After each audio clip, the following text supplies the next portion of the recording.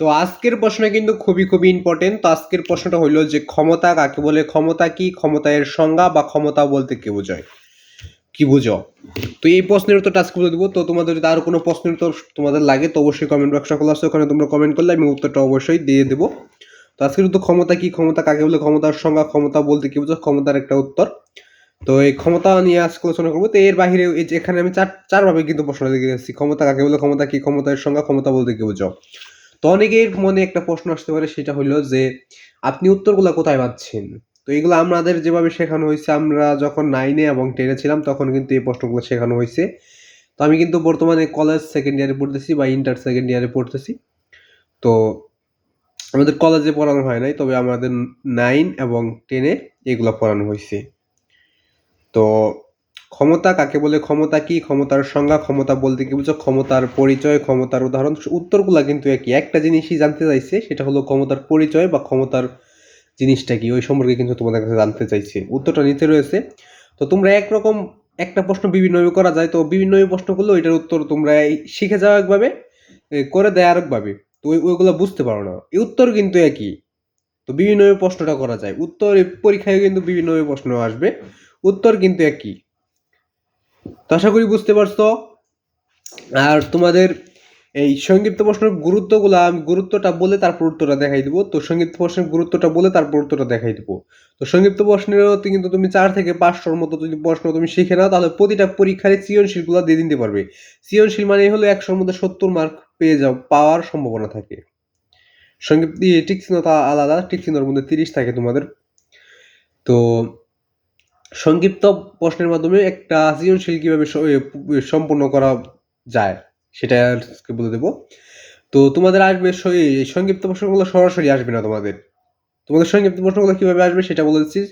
তোমাদের সৃজনশীল আকারে প্রশ্ন আসবে। সৃজনশীলের তোমাদের ক নম্বরে থাকবে, সৃজনশীলের ক নম্বরে থাকবে তোমাদের সরাসরি একটা সংক্ষিপ্ত প্রশ্ন। এরপর থাকবে তোমাদের খ নাম্বার। খ নাম্বারে এমন একটা প্রশ্ন থাকবে যেটা তোমাকে ব্যাখ্যা করতে বলবে বা এটার বৈশিষ্ট্যগুলো দেখতে হবে। ওই বৈশিষ্ট্যগুলো লিখতে বলা হবে, তা না হলে তোমাকে ওইটা ব্যাখ্যা করতে বলবে। ওইটা এই প্রশ্ন ধরো আসলো, ক্ষমতা এটা ব্যাখ্যা করো বা ক্ষমতার বৈশিষ্ট্যগুলো দেখো, এটা খ নাম্বার আসবে। তো আজকে যে উত্তরটা দেখাই দেবো, ওইটা লেখার পর ওই সম্পর্কে কিছু লিখে দিলেই ব্যাখ্যা এবং বৈশিষ্ট্যটা হয়ে গেল। তো আশা করি ক্লিয়ার ক এবং খ নাম্বার। এরপর বলতে পারো সংক্ষিপ্ত প্রশ্নের মাধ্যমে ছোট ক কিভাবে দেবো। তুমি সংক্ষিপ্ত প্রশ্নের মাধ্যমে ছোট ক কেন দিবে না তুমি।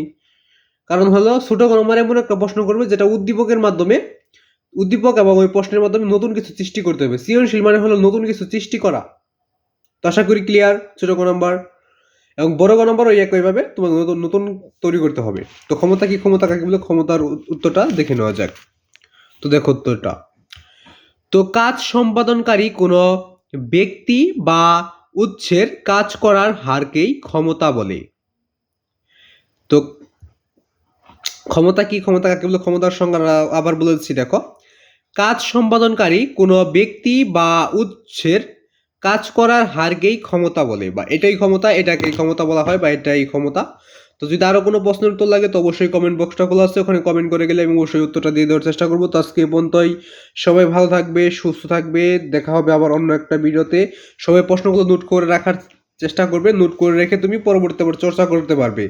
আর চর্চা করলে কি হয়, চর্চা করলে পরবর্তীতে তুমি যদি একটা প্রশ্ন শিখে রাখো, ওটা চর্চা না করলে ভুলে যাবে। তুমি যত ভালো স্টুডেন্টই হও, তুমি চর্চা না করলে ভুলে যাওয়ার সম্ভাবনা 99% থাকে। চর্চা তুমি অনেকদিন যদি না করো তাহলে 100% তুমি ভুলে যাবে। তো মানুষ মাত্রই ভুলে যায়। তো এটা প্রথম মানুষ, প্রথম মানব হযরত আদম আলাইহিস সালাম থেকেই শুরু। তো আজকে বন্ধু, সবাই ভালো থাকবে, সুস্থ থাকবে এবং পরিষ্কার পরিচ্ছন্ন থাকবে। তো সবার প্রতি আমার সালাম, আসসালামু আলাইকুম। তো সবাই সালামের জবাবটা দিয়ে যাবে। তো খোদা হাফেজ।